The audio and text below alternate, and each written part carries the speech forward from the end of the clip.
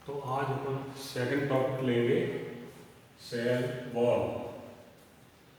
Cell wall पौधे का वह लाक्षणिक गुण है जो पादप कोशिका को जंतु कोशिका से विभेदित करता है, या दूसरे शब्दों में हम कह सकते हैं कि कोशिका भित्ति पौधे का मुख्य कैरेक्टरिस्टिक फीचर होता है, क्योंकि कोशिका भित्ति केवल पादप कोशिका में ही मौजूद होती है, जंतु कोशिका में कोशिका भित्ति अनुपस्थित होती है। अब इस कोशिका भित्ति की संरचना कैसी होती है? तो कोशिका भित्ति, जैसा कि मैंने आपको बताया कि पादप कोशिका का सबसे बाह्य भाग होता है जो पादप कोशिका को सुरक्षात्मक कवच प्रदान करता है, उसको एक निश्चित आकार प्रदान करता है। तो बहुत ही महत्वपूर्ण भाग होता है कोशिका का कोशिका भित्ति। अब इसकी संरचना, तो कोशिका भित्ति प्राय 4 भागों की बनी होती है। सबसे है मिडल लैमेला, दूसरा होता है प्राथमिक कोशिका भित्ति, तीसरा होता है द्वितीयक कोशिका भित्ति।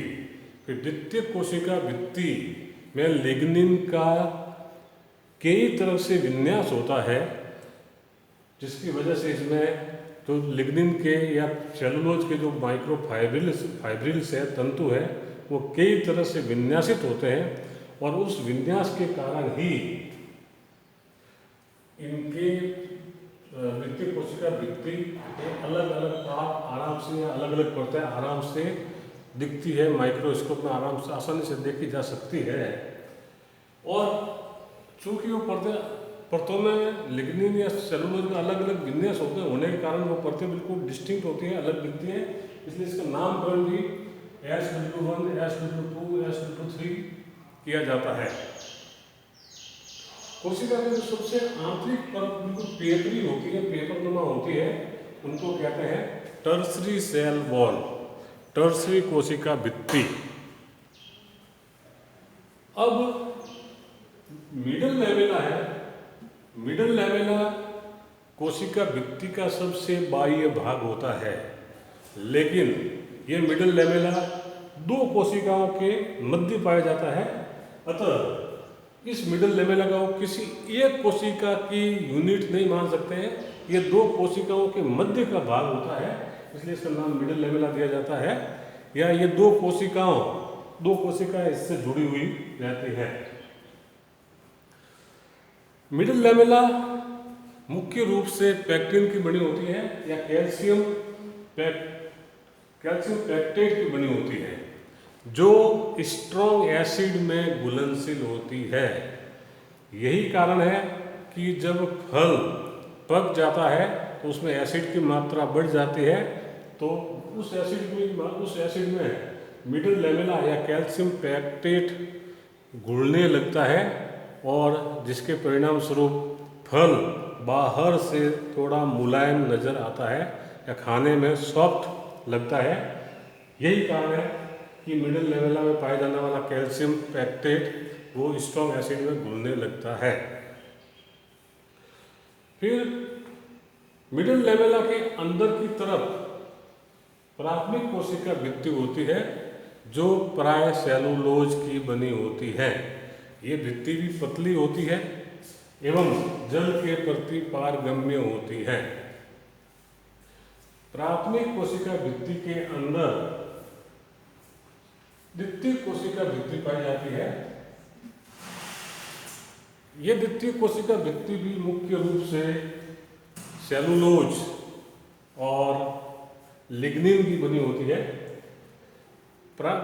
मुख्य रूप से सेलुलोज की ही बनी होती है, और जब तक ये सेलुलोज की है तब तक ये थोड़ी सॉफ्ट होती है, और जैसे ही इसमें लिग्निन का निक्षेपण शुरू हो जाता है तो ये कोशिका भित्ति सख्त या हार्ड होने लगती है। इस द्वितीय कोशिका भित्ति में लिग्निन का विन्यास अलग अलग प्रकार से होता है, इसलिए यह द्वितीय कोशिका भित्ति की कई परतें दिखाई देती है। ये परतें उस अलग अलग विन्यास के कारण ही आसानी से माइक्रोस्कोप में देखी जा सकती है, इसलिए इसका नामकरण SW1 secondary wall 1, secondary wall 2, secondary wall 3 दिया जाता है। टर्सरी कोशिका भित्ति, कोशिका भित्ति के सबसे आंतरिक भाग को टर्सरी कोशिका भित्ति कहते हैं, जो बिल्कुल ही पेपरनुमा होती है। यह कोशिका भित्ति जैसा कि मैंने बताया सर्वप्रथम पैक्टिन की बनी होती है, फिर इसमें सेलुलोज का निर्माण होता है, फिर लिग्निन का निर्माण होता है।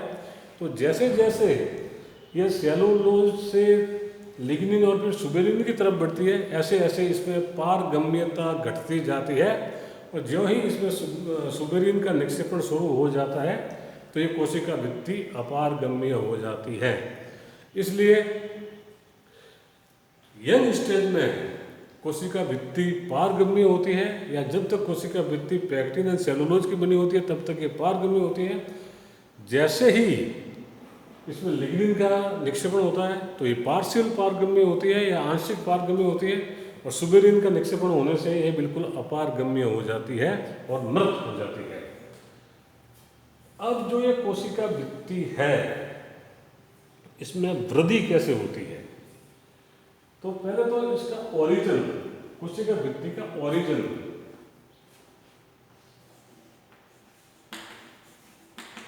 Origin of cell wall. तो कोशिका भित्ति का ओरिजिन एक फ्रैग्लोब्लास्ट नाम के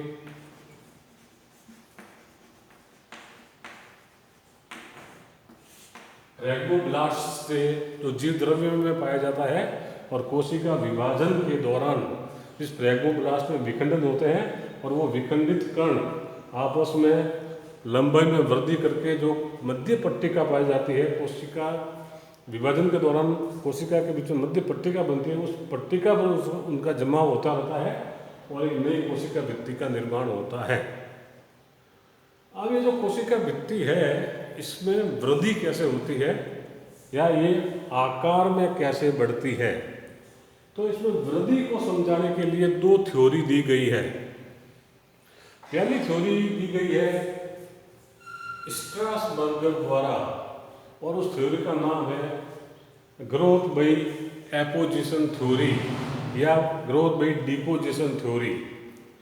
इस थ्योरी या स्ट्रासबर्गर के अनुसार कोशिका भित्ति या कोशिका विभाजन के दौरान इसमें मेटाबॉलिक एक्टिविटी होती है, उपापचयी क्रियाएं होती है, जिसके दौरान कई तरह के केमिकल पार्टिकल बनते हैं, और वो पार्टिकल, वो कण कोशिका के बाहर की तरफ या जीव द्रव्य के बाहर की तरफ एकत्रित होते जाते हैं और एक झिल्ली के रूप में निर्मित हो जाते हैं।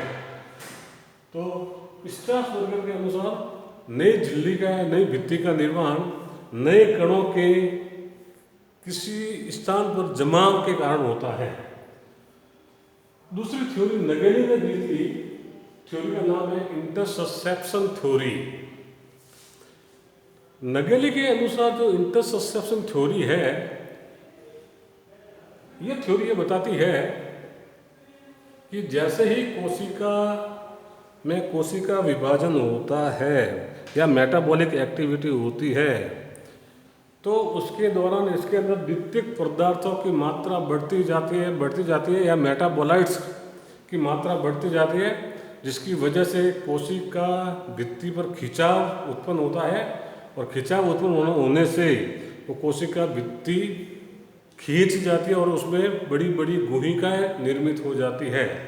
जैसे ही उसमें कोशिका भित्ति में बड़े एयर स्पेस निर्मित होते हैं, वायु गुहिकाएं निर्मित हो जाती है, तो उस एयर स्पेस में जो नए कण, नए पार्टिकल का निर्माण हुआ है, वो कण आके उसमें जमा हो जाते हैं, जिससे कोशिका भित्ति वापस पुनः प्रारंभिक अवस्था में नहीं आ पाती है, और परिणाम स्वरूप वो खींची हुई या नई निर्मित के रूप में ही रहती है। तो इस थ्योरी को कहते हैं intussusception theory, and theory was given by Nageli. अब जैसा कि मैंने बताया कि इसमें धीरे धीरे लिग्निन का निक्षेपण होता है। तो ये लिग्निन का निक्षेपण कैसा होता है, उसको कहते हैं thickening of cell wall. Thickening of cell wall. तो इस कोशिका भित्ति जो है वो thickening mainly occurs in the secondary cell wall. ये जो निक्षेपण है लिग्निन का, तो मुख्य रूप से द्वितीय कोशिका भित्ति के अंदर पाया जाता है। एवं ये निक्षेपण या इस निक्षेपण के कैसा कैसे होता है, तो ये कई तरह का निक्षेपण पाया जाता है। पहला है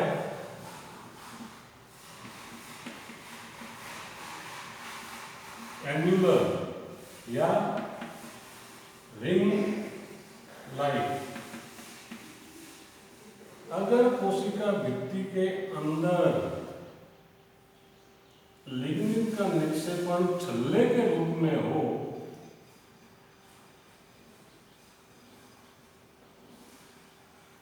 कोशिका के भित्ति के अंदर लिग्निन का निक्षेपण छल्ले के रूप में पाया जाता हो, तो उस तरह के निक्षेपण को एन्युलर या रिंग लाइक निक्षेपण कहते हैं। दूसरा है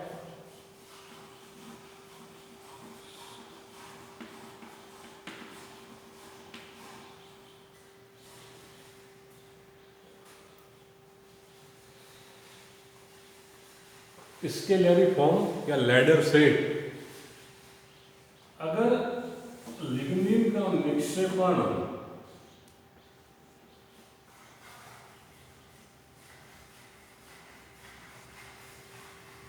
सीढ़ी नुमा हो, लैडर शेप हो, तो उसको स्केलरी फॉर्म टाइप का निक्षेपण कहते हैं।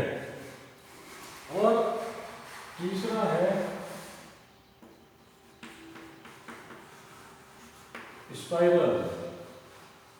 अगर कोशिका भित्ति के अंदर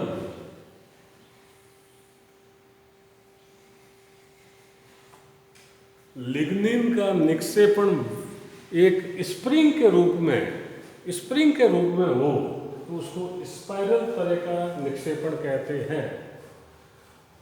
चौथा है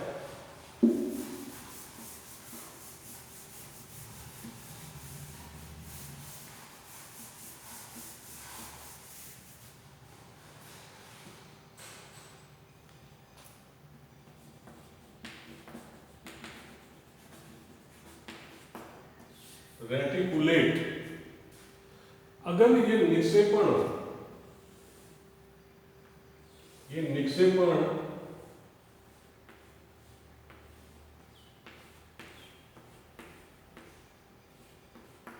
जालिकावत हो या जाली के रूप में हो, तो उसको रेटिकुलेट टाइप का निक्षेपण कहते हैं।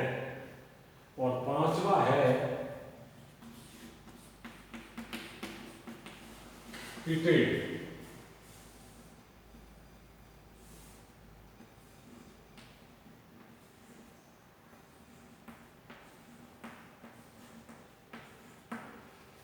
अगर लिग्निन का निक्षेपण छोटे छोटे पिट्स के रूप में हो, तो उसको पीटेड तरह का निक्षेपण कहते हैं।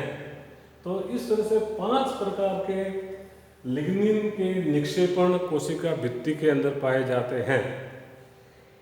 नेक्स्ट पॉइंट है chemical changes in cell wall. जैसा कि मैंने बताया कि कोशिका भित्ति मुख्य रूप से पैक्टिन एंड सेलुलोज की बनी होती है, लेकिन जैसे जैसे कोशिका मैच्योर होती है, परिपक्व होती जाती है, तो उसकी कोशिका भित्ति में कई तरह के केमिकल चेंज पाए जाते हैं। तो कौन कौन से चेंज है वो मैं बता रहा हूँ।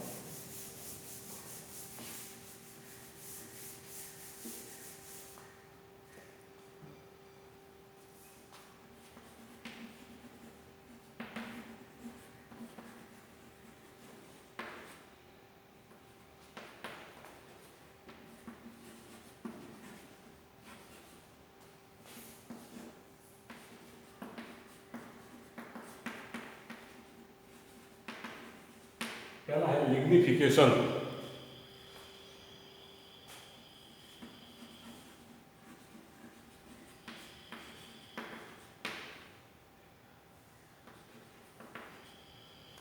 Lignification, change of cellulose into lignin is known as lignification.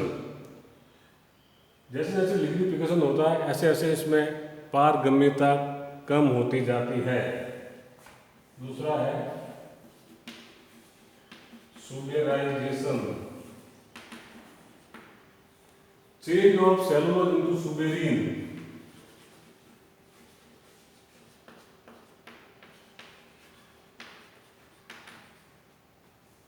जब सेलुलोज सुबेरिन में रूपांतरित हो जाता है तो उसको सुबेराइजेशन कहते हैं, और इसमें कोशिका भित्ति अपारगम्य हो जाती है। इसमें किसी भी प्रकार के जल वगैरह का पारगमन नहीं होता है।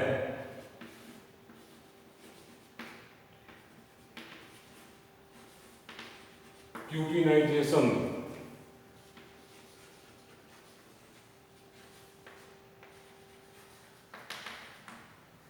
जब सेलुलोज क्यूटिन में रूपांतरित हो जाता है उसको क्यूटिनाइजेशन कहते हैं।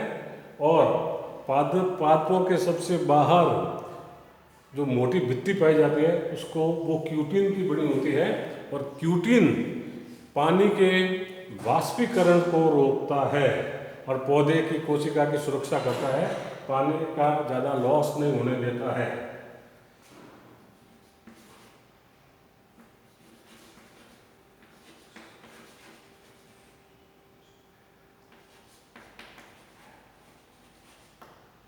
म्यूसिलेजिनस, जब सेलुलोज एक लस-लसे पदार्थ के रूप में रूपांतरित हो जाता है उसको म्यूसिलेज कहते हैं, और यह भिंडी, गुड़हल आदि के पौधों में पाया जाता है।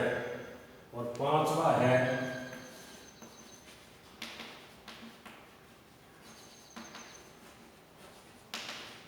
मिनरलाइजेशन, जब कोशिका सेलुलोज के अंदर कई तरह के मिनरल्स पाए जाते हो, जैसे कैल्शियम, सिलिका आदि के कार्बोनेट या ऑक्जिलेट पाए जाते हो तो उसको मिनरलाइजेशन कहते हैं। और जैसे बरगद का पौधा है उसकी पत्ती की कोशिका में कैल्शियम कार्बोनेट के क्रिस्टल पाए जाते हैं, तो वह कोशिका जिसमें कैल्शियम कार्बोनेट के क्रिस्टल पाए जाते हैं उसको सिस्टोलिथ कहते हैं। कैल्शियम कार्बोनेट के क्रिस्टल, दैट इज सिस्टोलिथ। तो सेलुलोज में जब मिनरल्स पाए जाते हैं उसको मिनरलाइजेशन कहते हैं। अब लास्ट टॉपिक है फंक्शन ऑफ सेल वॉल।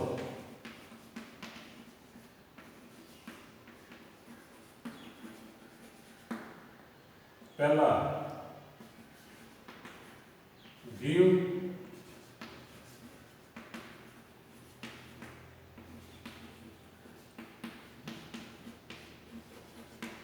कोशिका को एक निश्चित आकार प्रदान करती है कोशिका भित्ति।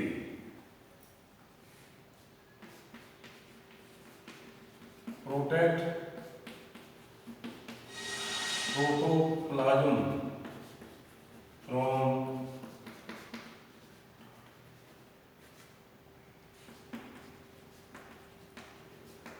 जीव द्रव्य को बाह्य आघातों से ये कोशिका भित्ति बचाती है। तीसरा, मैकेनिकलिस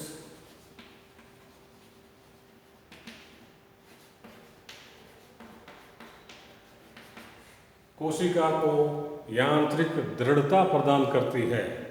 तो कोशिका भित्ति के मुख्य कार्य ये पौधे के या कोशिका को सुरक्षात्मक कवच प्रदान करती है, यांत्रिक सपोर्ट प्रदान करती है, कोशिका को एक निश्चित आकार प्रदान करती है और जीव द्रव्य को बाह्य आघातों से बचाती है। तो ये पूरा डिटेल अकाउंट है कोशिका भित्ति।